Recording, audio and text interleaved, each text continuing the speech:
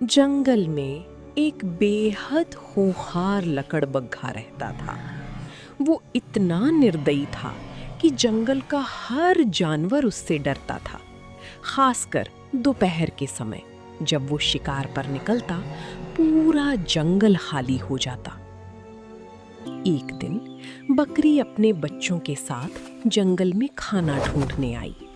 उसने जल्दी जल्दी घास खाई और अपने बच्चों को लेकर वापस लौटने लगी, लेकिन जल्दबाजी में उसका एक बच्चा पीछे रह गया।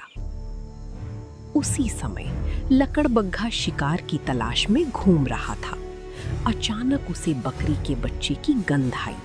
वो धीरे धीरे उस दिशा में बढ़ा और मौका मिलते ही उसने उस मासूम बच्चे को पकड़कर खा लिया।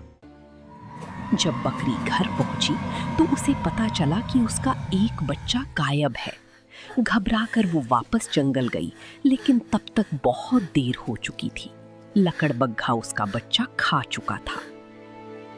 डरी हुई बकरी सीधे जंगल के राजा शेर के पास पहुंची और बोली, महाराज, उस लकड़बग्घे ने मेरे बच्चे को मार दिया, कृपया मुझे न्याय दिलाइए। शेर ने गुस्से में कहा, ये अन्याय सहन नहीं होगा, मैं खुद उस लकड़बग्घे को सजा दूंगा। शेर अकेले ही लकड़बग्घे के पास पहुंचा और उसे दरबार में आने का आदेश दिया। लेकिन लकड़बग्घा हंसते हुए बोला, जंगल में वही राजा होता है जो सबसे ताकतवर हो, और इस समय मुझसे ताकतवर कोई नहीं है। इतना कहकर उसने शेर पर हमला कर दिया। दोनों के बीच भयंकर लड़ाई हुई, लेकिन लकड़बग्घा बहुत चालाक और खतरनाक था। शेर घायल होकर अपनी जान बचाकर वापस लौट आया। शेर समझ गया कि ताकत से इस समस्या का हल नहीं निकलेगा। तभी उसने हिरण को बुलाया और कहा, हमें इस लकड़बग्घे से छुटकारा पाने के लिए कोई तरकीब चाहिए।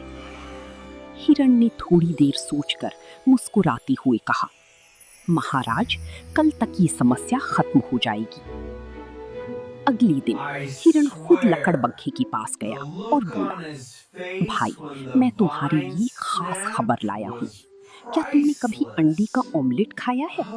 लकड़बग्घा हैरान होकर बोला, नहीं, वो क्या होता है? हिरण बोला, बहुत स्वादिष्ट होता है। अगर तुम खाना चाहते हो तो दोपहर में हाथी दादा के पास जाओ, वहां तुम्हें अंडे मिल जाएंगे। लकड़बग्घा लालच में आ गया और दोपहर का इंतजार करने लगा। दोपहर होते ही वो हाथी के पास पहुंचा और जोर से बोला, अरे हाथी, मुझे अंडे दे दे, मैं ऑमलेट बनाऊंगा। हाथी पहले से तैयार था। उसने गुस्से में कहा, तुझे मासूमों को मारते शर्म नहीं आती? लकड़बग्घा गरजते हुए बोला, मुझसे जंगल का राजा भी डरता है। और जैसे ही वो हमला करने आगे बढ़ा, हाथी ने उसे जोरदार टक्कर मार दी। एक ही वार में लकड़बग्घा बुरी तरह घायल हो गया। उसकी हालत खराब हो गई और वो डरकर वहां से भाग गया। भागते भागते उसने पीछे मुड़कर भी नहीं देखा। हाथी जोर से बोला, अगर दोबारा इस जंगल में दिखा तो जिंदा नहीं बचेगा। दूर खड़ा हिरण मुस्कुरा रहा था। उसकी चाल काम कर गई थी और उस दिन के बाद जंगल में फिर से शांति लौट आई।